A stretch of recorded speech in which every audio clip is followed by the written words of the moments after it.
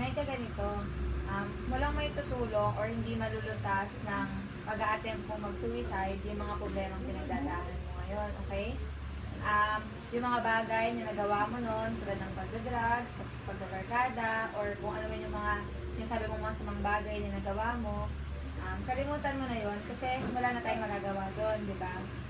Ganito, kung hindi mo na talaga kayang i-take yung stepmother mo, yung pamilyang sa bahay na nandun ka ngayon, sa tingin ko, lumayo ka muna.